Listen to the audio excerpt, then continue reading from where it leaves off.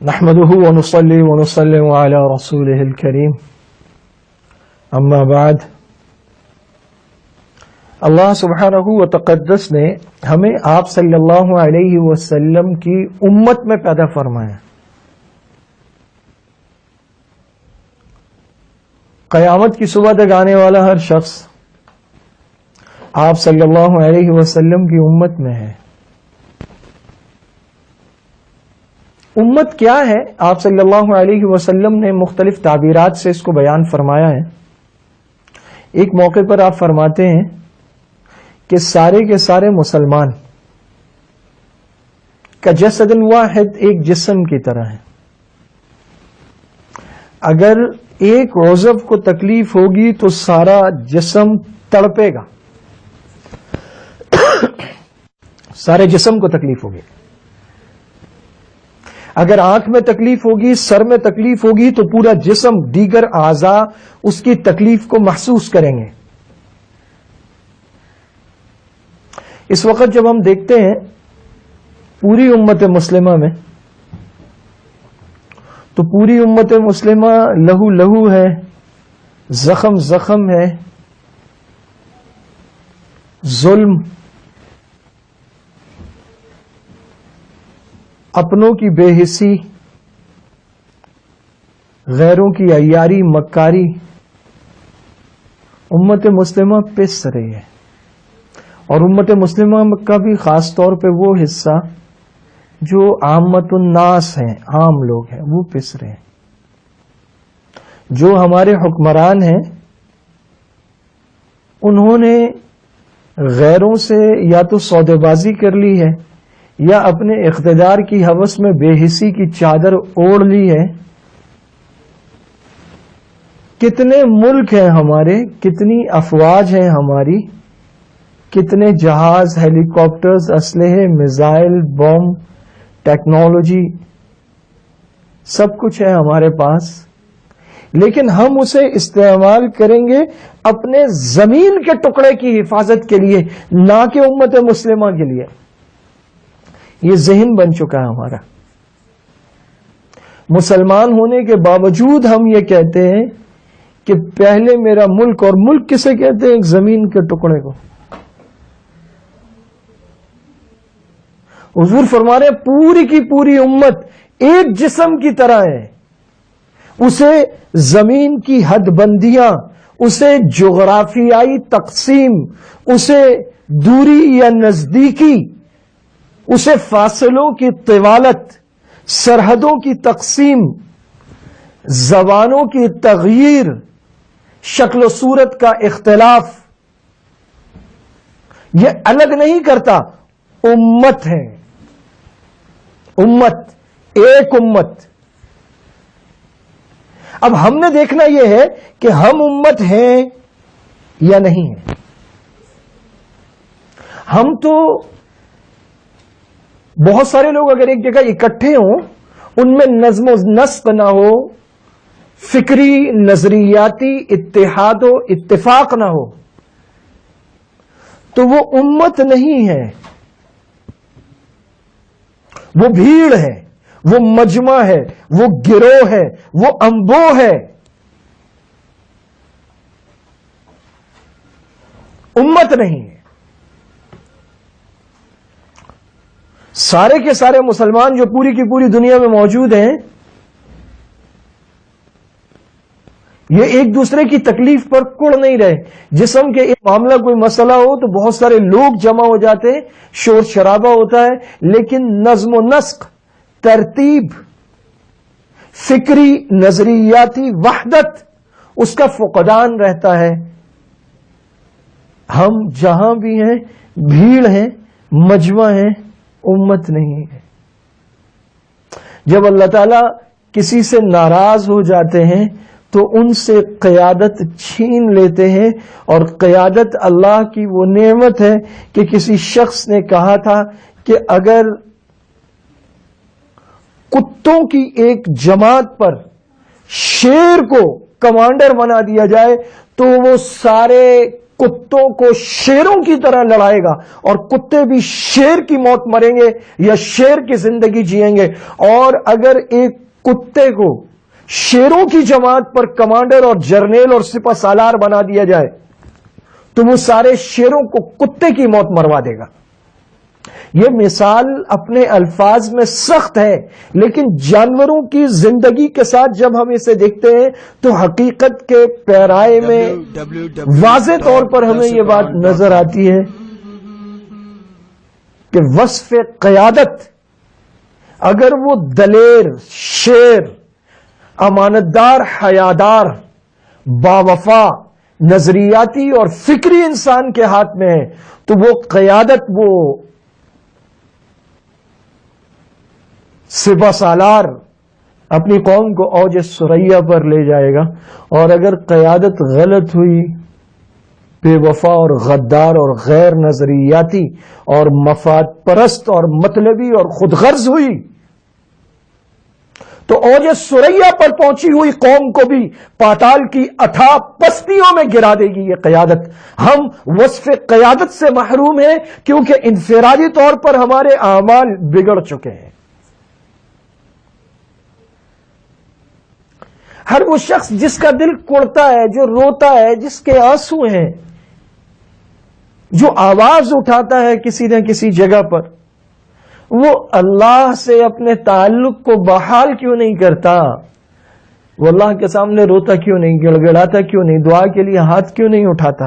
اور دعا تو اس کی قبول ہوگی نا. حضور نے فرمایا کہ لوگوں کا اوڑھنا، پہننا، کھانا پینا سب حرام ہے، اور پھر وہ اس بات کا شکوہ کرتے ہیں کہ ان کی دعائیں قبول نہیں ہوتی. تو جب کھانا پینا اوڑھنا حرام ہوگا تو دعائیں کیسے قبول ہوں گی؟ اگر کسی کو امت کا درد ہے تو وہ سب سے پہلے اپنی ذات کی اصلاح کر کے حرام تو چھوڑ دے تاکہ اس کی دعا تو بارگاہ خداوندی میں شرف قبولیت حاصل کرے.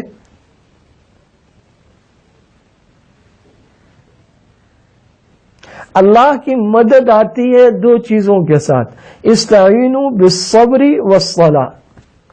اللہ کی مدد طلب کرو، حاصل کرو صبر کے ساتھ اور نماز کے ساتھ. نماز کی پابندی ختم ہو گئی اور صبر ہمارا فریاد شکوے آہوزاری میں بدل گیا، صبر رخصت ہو گیا.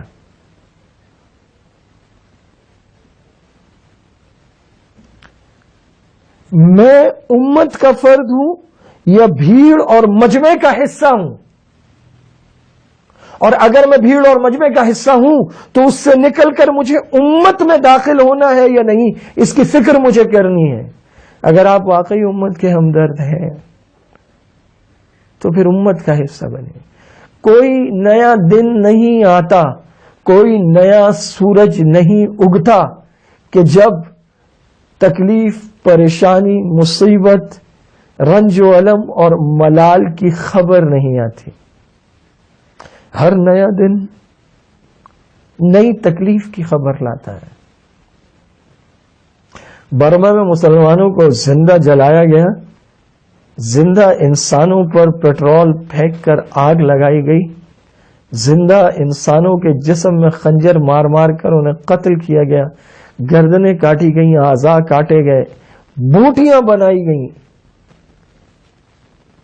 اور اب بدھوں کا یہ زہر، بدھ مت کے ماننے والوں کی یہ نفرت وہاں سے چل کر سری لنکا پہنچی، اور اب سری لنکا میں مسلمانوں پر حملے ہو رہے ہیں. اراکان میں مسلمان ایک جگہ اکٹھے تھے، سری لنکا میں تو 10% ہیں، پورے ملک میں پھیلے ہوئے ہیں. اگر یہ نفرت کا زہر وہاں کی عوام میں پھیل گیا تو مسلمانوں کے لیے بہت مشکل ہو جائے گی. اور یہ سب کو معلوم ہے کہ تامل ٹائیگرز نے کئی دہائیاں سری لنکا کی حکومت اور فوج کی ناک میں دم کیے رکھا. پاکستان نے اس کی مدد کی اور تامل ٹائیگرز سے اس کی جان چھڑائی. بڑا اثر رسوخ ہے پاکستان کا وہاں، اور پاکستان کا احسان وہ مانتے بھی ہیں. اگر ہمارے ارکان پارلیمنٹ، ہمارے وزیر اعظم، ہماری کابینہ، ہمارے آفیسرز، ہمارے بڑے لوگ، ہمارے سیاستدان ہمارے مذہبی رہنما، وہ جن کا اثر رسوخ ہے، وہ ذرا سی کوشش کر کے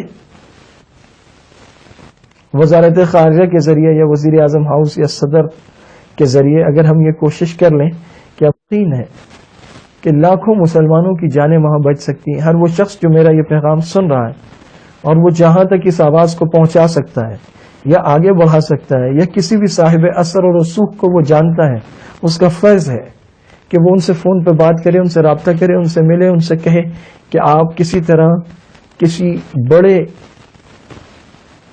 صاحب اثر سے بات کر کے سری لنکا کی حکومت سے بات کریں اور انہیں کہیں گے مسلمانوں کے تحفظ کو، ان کی جان، مال، عزت، آبرو، املاک کی حفاظت کو یقینی بنایا جائے.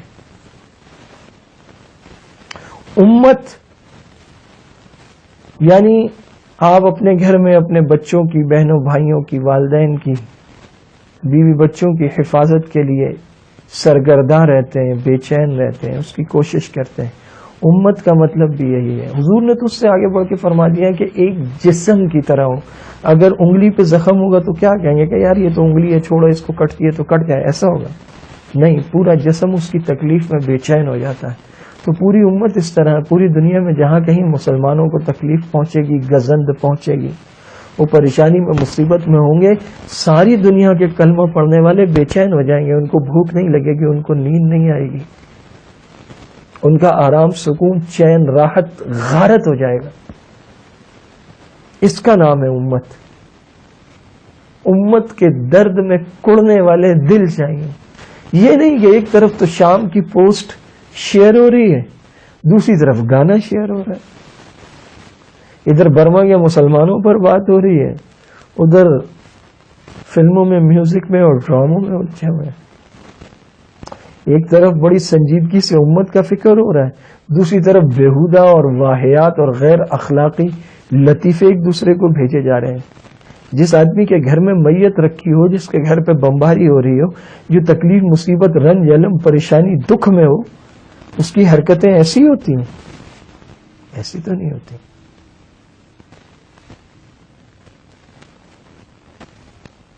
چند لاکھ افراد بھی امت کا فرد ہونے کا فریضہ ادا کر دینا تو ہماری دعائیں آسمانوں پر پہنچنا شروع ہو جائیں.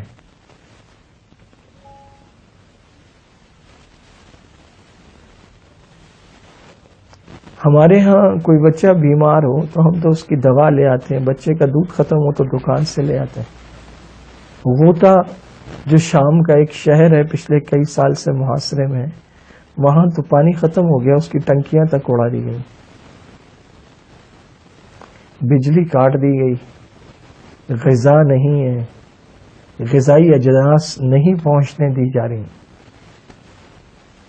بمباری ہے، اور چاروں طرف سے بشار الاسد کی افواج دمشق کی طرف سے اور لبنان اور بیروت کی طرف سے نام نہاد مذہبی جنونی اور لڑاکے پوری دنیا سے جمع کر کے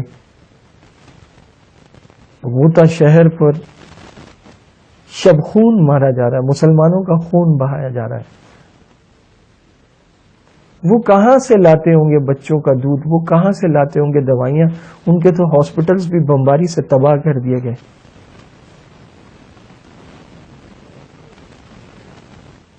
قدرت اللہ شہاب صاحب ہمارے بڑے مشہور بیوروکریٹ گزرے ہیں، ان کے نواسے لندن میں ہوتے ہیں، ڈاکٹر سمیع اللہ صاحب. وہ لندن سے گئے بیروت اور وہاں سے انہوں نے کوشش کی کہ وہ چلے جائیں، غوطہ نہیں جا سکے. انہوں نے وہاں کے حالات سوشل میڈیا پر آڈیو میسیجز میں بھیجے ہیں، وہ آپ سنیں رونگٹے کھڑے ہو جاتے ہیں جو حالات وہ بتلا رہے ہیں. وہ کہتے ہیں غوطہ میں ہمارے دو ساتھی ہیں، ہمارا ان سے رابطہ ہے، ایک ٹیکسی ڈرائیور کے ذریعے ہمارے کچھ پیغامات کا تبادلہ ہوا ہے. مائیں یہ دعا کرتی ہیں کہ یا اللہ ہمارے بچوں کو موت دے دے کہ ہم سے ان کی بھوک نہیں دیکھی جاتی. سوچئے جس بچہ دودھ پیتا ہو اور دودھ ختم ہو نہ ہو، ڈبے کا ہو یا بھینس کا، گائے کا، کیا حالت ہوگی اس بچے کی؟ کسی کے کان میں درد ہے، پیٹ میں درد ہے، دانت میں درد ہے، اور دوا نہیں ہے، ڈاکٹر نہیں ہے، ڈسپینسری اور کلینک نہیں ہے، ادویات موجود نہیں ہے. کیا حالت ہوگی بیماروں کی؟ کہاں ہیں وہ جو امت کے درد میں کڑنے اور غم میں گھلنے والے ہیں، جو اس درد کو اپنا درد سمجھیں، جو ان ماؤں کے دکھ درد کو محسوس کریں۔ جوان لاشیں گر رہے ہیں، بچے شہید ہو رہے ہیں۔ اللہ سبحانہ و تقدس ہمیں امت بنا دے، امت کا درد عطا فرما دے، ہم بھیڑ مجمع گروہ انبوہ سے نکل کر ایک جماعت، ایک امت بن جائیں۔ www.darsequran.com الحمدللہ رب العالمین۔